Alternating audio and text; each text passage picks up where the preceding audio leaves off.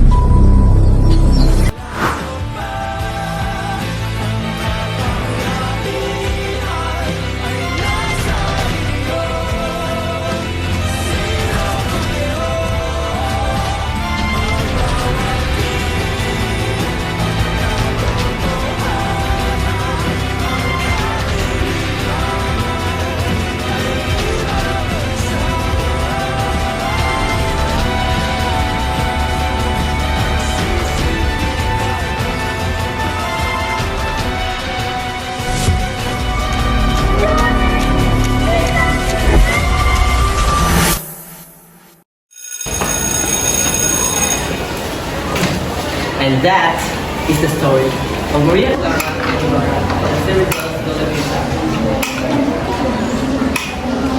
Ano ba yan? Boring. Tagal naman matapos ng period. Relax bro, kanina pa ka mas sa story na Ibarra. Oo nga, sweet yarn. Ayan, yun na. Anti-romantic eh. Goodbye class. Don't forget the longest tour about Philippine country, okay? Yes, sir! Oh, and by the way, who's absent today? Wala sir, 36 kami today, present lahat. Okay. Goodbye class. Thank you, sir!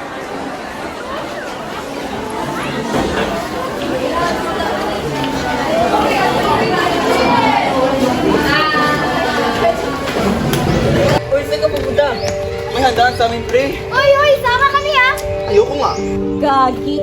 Parang walang pinagsamahan ah. 6 years yun, bro. Grabe, ang tagal na pala natin magkakasama, no? Joke lang kasi. Tara na.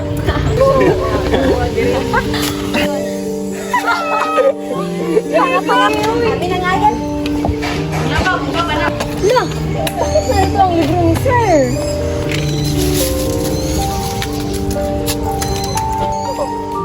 Pati ba naman dito? Tapon nyo nga yan. Uy, ang sama mo talaga. Kung tayo talaga na-curse sa libro na to ah. Ayan, nagpapaniwala kayo sa mga ganyan eh. Tapon ko nga to. Uy, wag!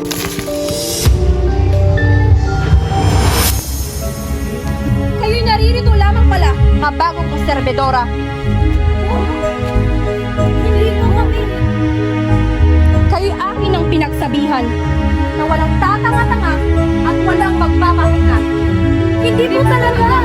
Magpadali! Ano ba yan? Kung naririndi.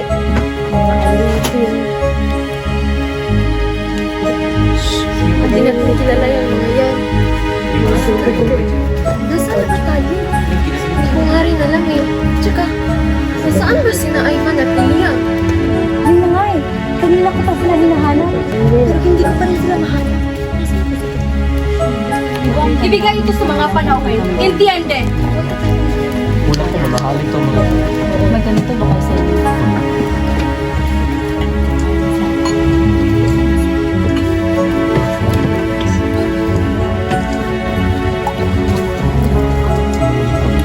Bakit kaya tayo pinatawag ni Kapitan Shark?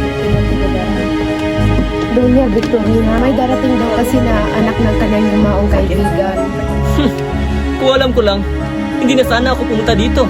Nagsasayang lamang ako ng oras para sa isang Indio. Paumanhin po, Pagdamaso. Ngunit, tandaan natin na tayo na sa tahanan ng isang Indio. Kapitan Tiago, Doña Victorina? Teniente Guevara, Padre Damaso. Hindi kaya tayo ay na... Mukhang dumating na sila. Kinagagala kong ipakilala sa inyo si Crisostomo Ibarra, ang nag-iisang anak ni Don Rafael. 7 taon siyang nag-aral sa Europa. Ikinatutuwa ko po makilala kayong lahat.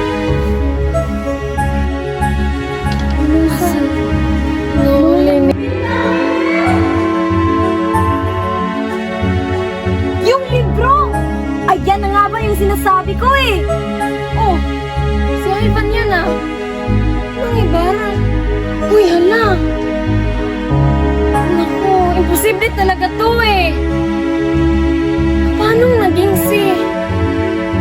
Ay yun, tinapon niya kasi.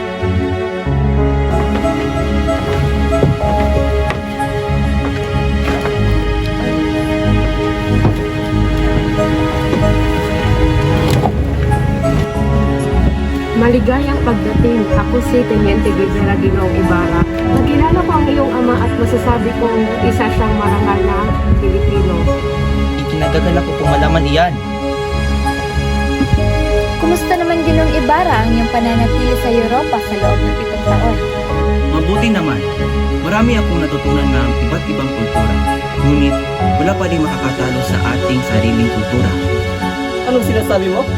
Parang nagsasayang ka lang ng pera sa pag-aaral ng mga bagay na kahit bata ay alam na. Paumanhin po, ngunit may mahalaga pa akong pupuntahan. Mauna muna ako. Subalit, paparating na si Maria Clara. Babalik po ako bukas. May dadalawin muna ako. Aalis na siya. Kailangan mo natin siya kausapin. Hindi siyang kaibigan natin. Ngunit kailangan pa natin siya kausapin upang makabalik tayo sa ating mundo. May quiz pa bukas. Sige. Pero hanap tayo ng dyan. Tingnan ninyo ang mga nangyayari sa mga kabataang Pilipino na ipinapadala sa Europa. Dapat ipinagbabawal na ito ng pamahalaan. Oh, samang na. Let's go.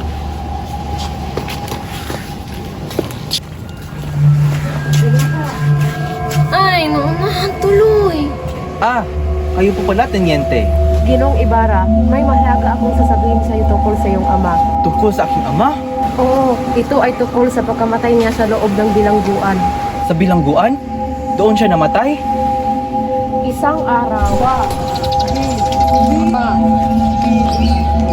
Tingnan mo.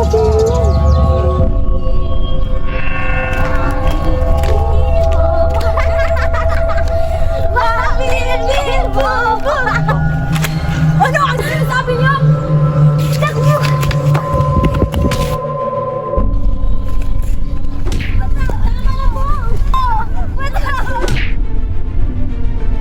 Hoy, mga bata yan! Hindi mo dapat sinasaktan ng mga kusmas!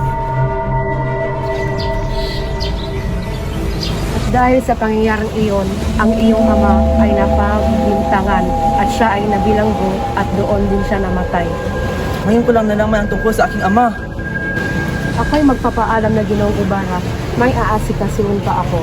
Sige po, maraming salamat, Teniente. Sorry, but we need to talk to you. Kailangan ka naming makausap.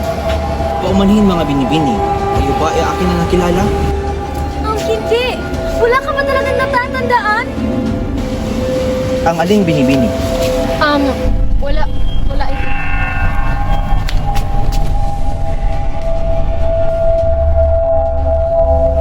Hi. Wala pa rin siya.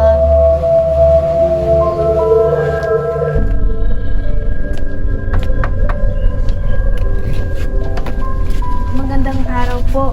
Naghihintay na po sa iyo si Maria Clara. Salamat po.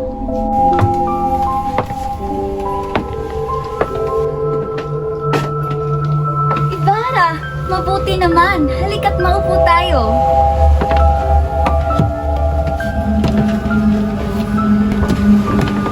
Mahal ko, kahit saan man ako magpunta, lagi kitang naaalala. Marami ka siguro nakitang maganda sa Europa. Oo, pero walang makakatalo sa iyo. Hindi pa rin nagbabago ang tamis ng iyong mga salita. Kailangan ko nang pumunta sa San Diego bukas, araw ng mga patay, para bisitahin ang aking yumaong ama. Naiintindihan ko. Mag-iingat ka, mahal ko.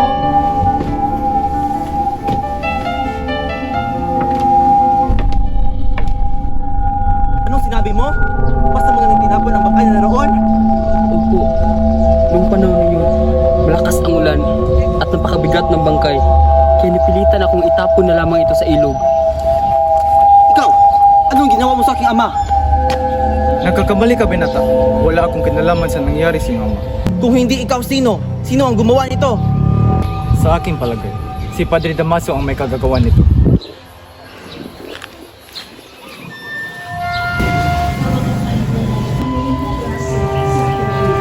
Ayusin mo ang paghila ng lubig, Crispin. Baka mapagalitan tayo ng sakristan mayor. Kuya, nanginginan na po kasi ako. Halika, magpahinga muna tayo.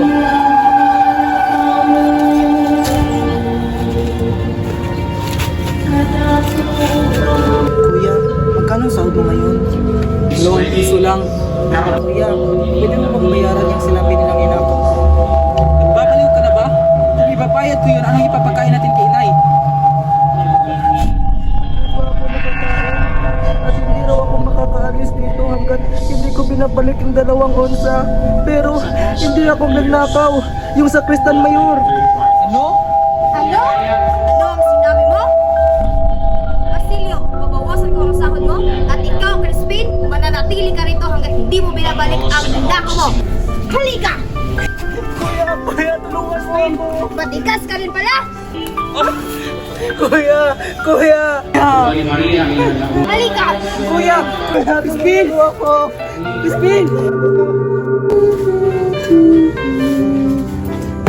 Nay! Basilio! Nay! Si Crispin po! Crispin? Ano nangyari sa kapatid mo? Nay! Kinuha siya ng sakristan mayor. Sinasabi nila nagnakaw siya. Hindi ko alam kung saan siya dinala. Diyos ko! Pinaratangang magdinako ang anak ko! Huwag kang mag-alala, Basilio. Bukas, kakausapin ko ang kura. Halika, kumain ka muna.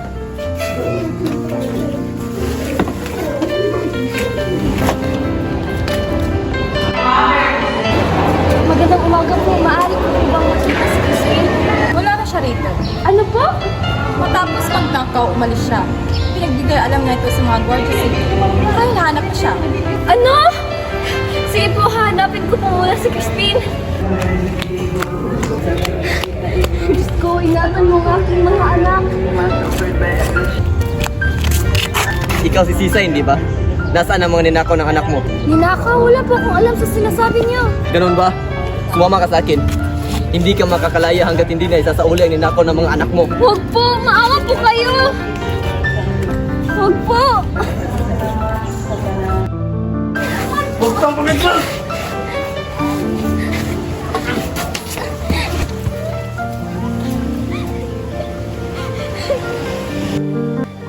Palabasan niyo ako. Pakiusap. Manatili ka dyan hanggat hindi na papakita ang mga anak mo! Pakiusap. Hoy! Umalis ka na!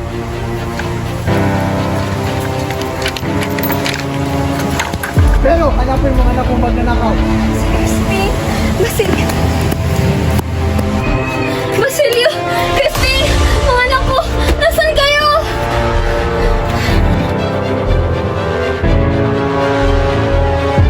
Damit ito ni Basilio! May dugo! Oo, may dugo nga!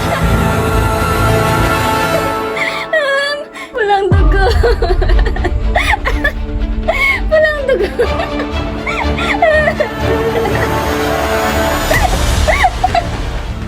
Ginoo, di pa po itinapon ang katawan ng inyong ama.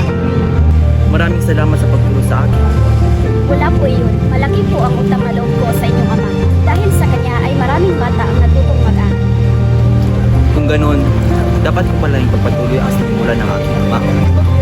Magtatayo ako ng maraming paaralan para mas marami din ang bata matutunan. Talaga po, maraming salamat po, Ginoo. Walang anuman. Sige, makuuna na ako dahil may aasikasuhin pa.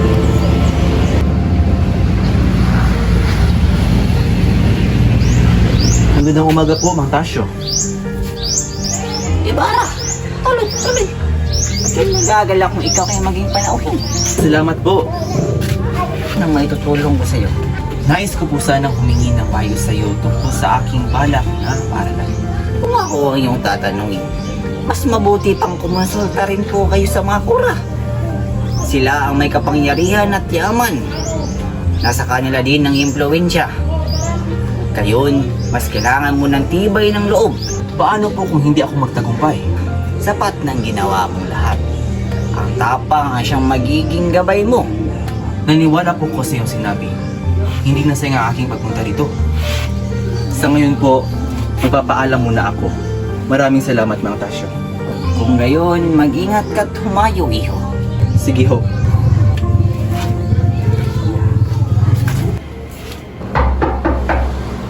Sino kaya iyon?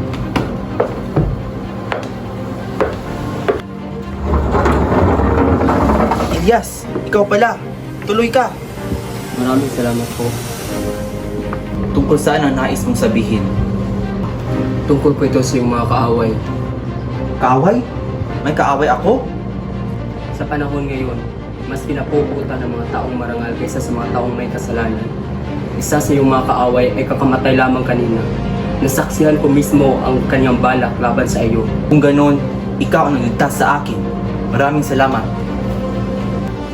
Huwag mo kong pasalamatan sapagkat may utang na loob ako sa iyo. Nung muntik ka na akong mapatay ng buhaya sa isang kapistahan, ikaw ang tumulong sa akin. Kailangan ko na pong umalis. Huwag mong kalilimutan ang aking mga sinabi sa iyo. Mag-ingat ka. Salamat sa babala mo, Elias.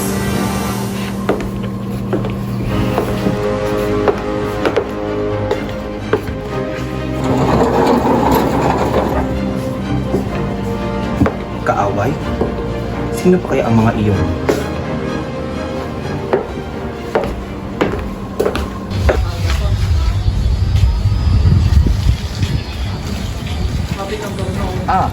Padre Damaso. Ang mga Indio, kunting aral lang ay nagiging mapagmataas na. Dapat parusahan ang ganitong mga tao. Yung iba nga ay namamatay at nabubulok sa kulungan. Kagaya ni... Wala kang karapatang paglapastangan ang alaala ng aking ama. Ngayon, malalaman ko ang tunay mong pagkatao. Ibarra! Wag! Para sa akin, tigilan mo na.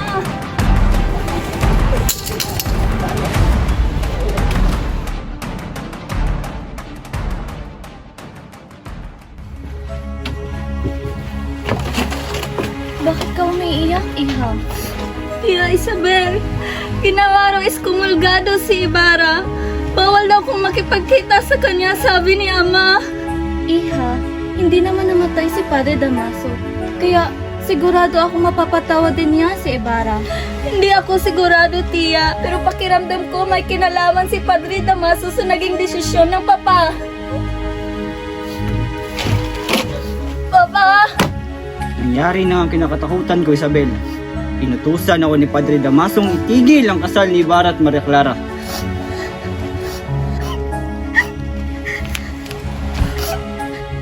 Hindi siya maaaring ikasal sa hindi niya Patuloy ang tensyon sa bahay ni Kapitan Jack. Sinubukan niyang pakalmahin si Maria Clara. Nagkalit si Tia Isabel at tinutulan ito. Ngunit iginiit ni Kapitan Tiago ng kapasyahan ng mga praile ang laging nasusunod. Sa gitna ng usapan, biglang dumating si Doña Victorina.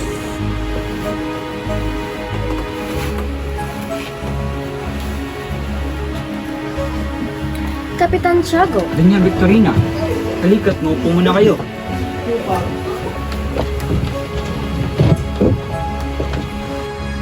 Maraming salamat, Doña Victorina.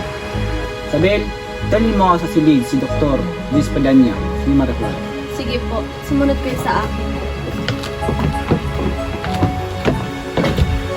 Kapitan Tiago, ikinagagalak ko at pakilala sa iyo si Don Alfonso Linares, inaanak at kamag-anak ni Padre Damaso. Kinagagal ako makilala, Gino. Ganon din po ako. Santiago, Padre. may sakit raw ang aking inaanak. Opo, Padre. Nasaan siya ngayon? Siya naroon sa kanyang silid. Iya, ayos ka lang ba? Magpahinga ka ng mabuti ha. Alam kong gagaling ka kaagad. Opo. Sige, iwan muna kita. Magpahinga ka lang. Paglabas ng kasila, nakasalubong niya si Don Alfonso Linares na nagpakilalang inaanak ng kanyang kamag-anak na si Carlitos.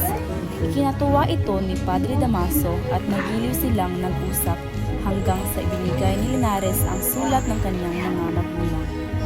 Matapos itong basahin, Napag-isipan ni Padre Damaso ang usapin tungkol sa trabaho at pag-aasawa at agad siyang nagkaroon ng plano para kay Linares.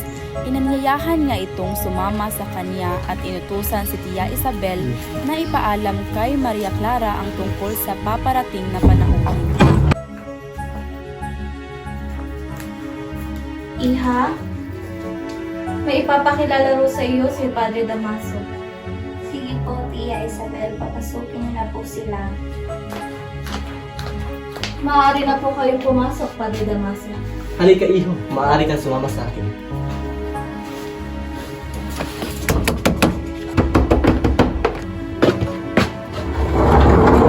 Aba, ikaw pala yan, Elias. Anong sadya mo dito? Ginoong Ibarra, kailangan nyo nang umalis agad. Bakit naman?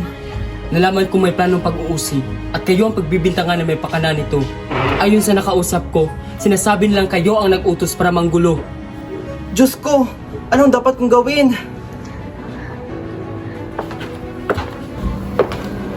Wala na akong ibang magagawa kundi Umalis na sa lugar na ito. Sandali, kailangan ko munang ayusin ang aking mga papeles.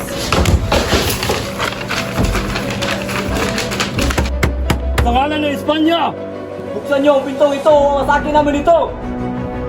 Ha? Mukhang nandito na sila.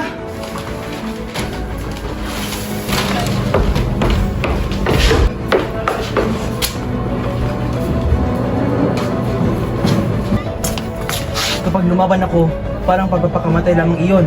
Baka madamay ka. Kahit ano pong mangyari, tutulungan ko po kayo.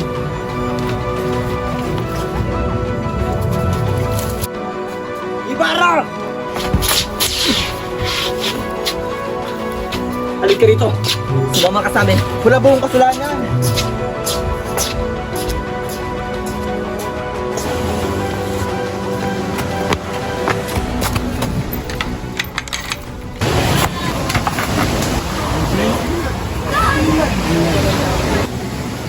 Ginong Alperes, wala po akong kinalaman sa mga paratang ninyo. Ginoong Ibarra, ginawa ko lamang ang aking tungkulin sapagkat ikaw ang tinuturo nilang may kasalanan.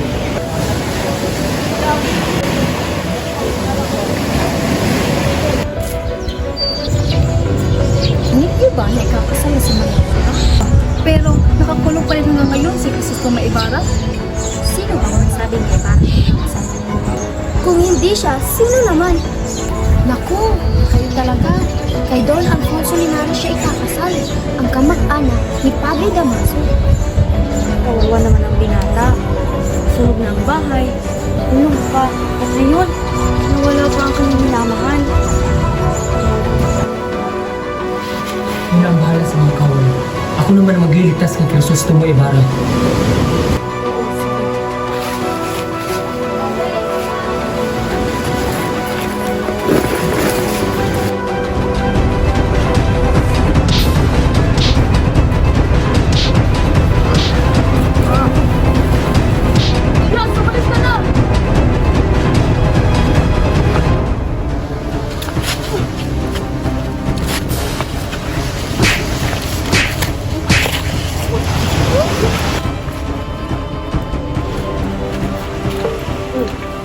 Ibarra, kailangan natin tumakas.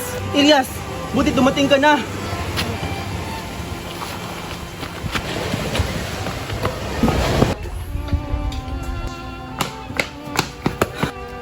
Aba, si Elias at Ibarra. Maria, Ibarra, paano? tinulungan ako ni Elias na makatakas. Mahal ko, marahil hindi talaga tayo para sa isa't isa. Nandito ako upang sabihin sa iyo na pinapatawad na kita. Sana'y maging masaya ka. Hindi ka dapat umalis hanggat hindi mo alam ang buong katotohanan. Natuklasan ko na ang tunay kong ama ay si Padre Damaso. Ano? Nagtaksil ang aking ina sa kinikilala kong ama. Ayon kay Padre Damaso, hindi ako maaaring magpakasal sa iyo, kundi ibubunyag niya sa lahat ang aking lihim. Alang-alang sa alaala ng aking ina at dangal ng kinikilala kong ama, sana'y patawarin mo ako, Ibarra. Ako ang dapat humingi ng patawad sa iyo, Maria, sapagkat nag-alinlangan ako sa iyong katapatan. Tumakas ka na, mahal ko. Saan ka man mapadpad, Tandaan mo na palagi kang nasa puso ko.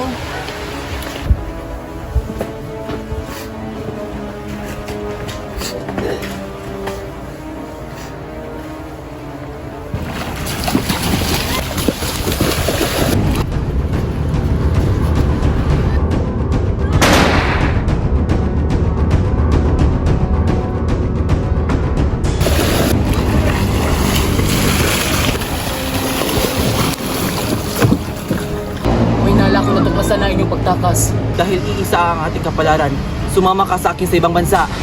Natagpuan tayo! Magtago ka sa ilalim ng bangka, Ginoong Ibarra. Huwag kang magpapakita sa iyong taguan. Ako'y tatalon upang isipin nilang walang laman ang bangka. Elias!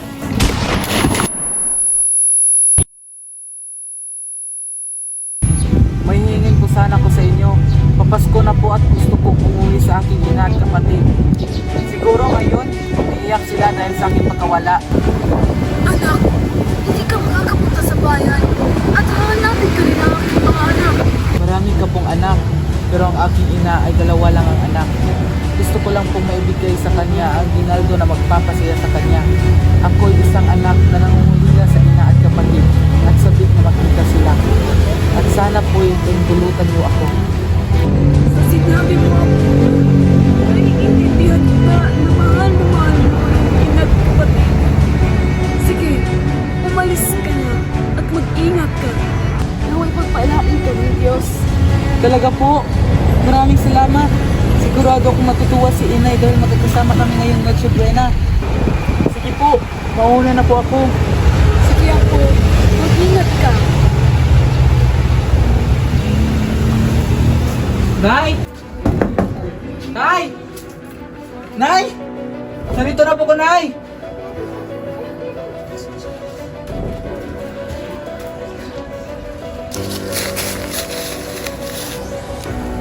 Nay! Nay! Oh! Oh! Nay! Ako to, si Basilio! Nay! Inay! Inay ko! Basilio! Buhay ka! Buhay ka!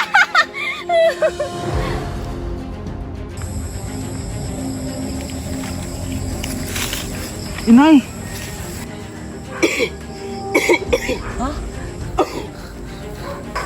Sino ka? At anong ginagawa mo dito? Ako po si Basilio. At ang babaeng ito ay ang aking ina. Patay na po siya.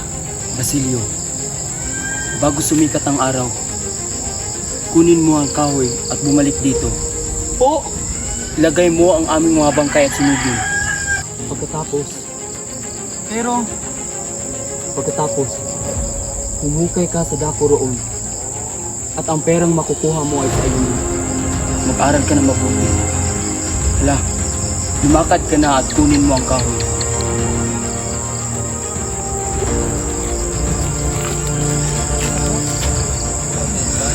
Mamamatay akong hindi man makita ang nagniningning na bukang liwayway.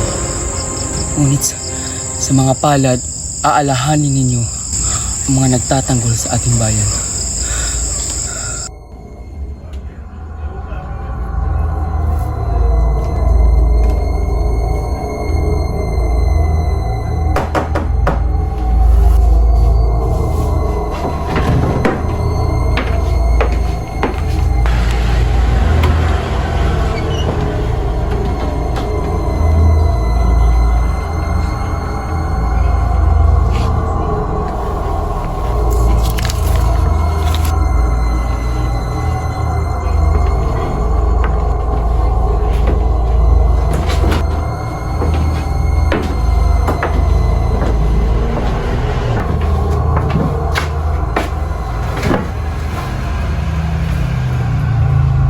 Ikaw ay pumunta sa lugar na ito mamayang alas 12 ng madaling araw. May makakasama kang dalawang importanteng tao sa iyong buhay. Sila ay matagal na nawari sa iyo at kanilang pinapangarap ang pagkakataon na ito, ngunit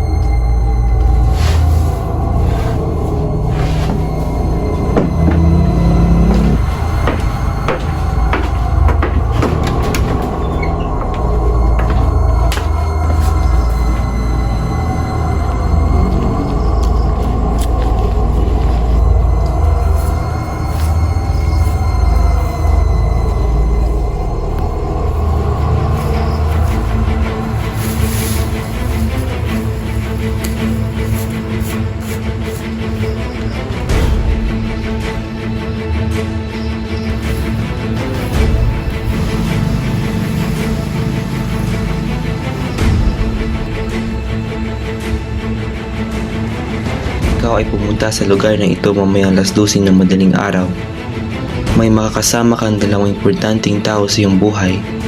Sila ay matagal na nawalay sa iyo at kanilang pinapangarap ang pagkakataon na ito. Ngunit, huli ng lahat,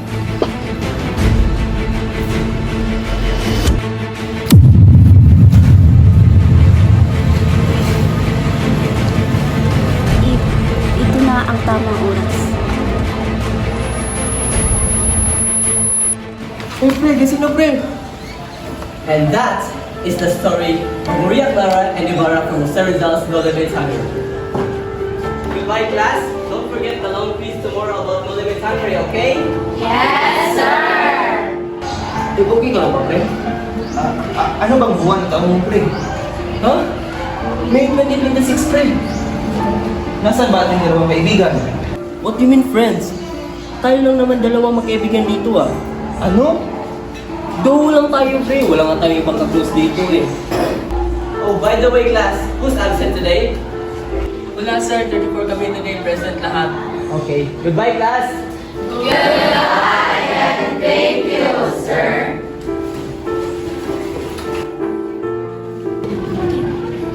Nasaan ba sila?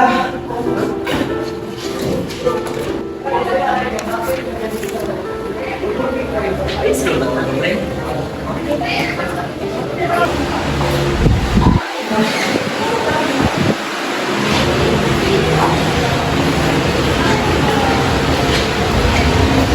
Saan tayo ka pumunta? May handaan sa amin, pre. Sama ko, ha? Loko nga. Gagi, parang walang pinagsamahan. 6 years yun, ha? Grabe, tagal na pala. Tara na nga. May lechon ba dun, pre? Oo naman, marami. Ayos ka na ba, pre? Wala. Bakit andito yung libro ni Sir?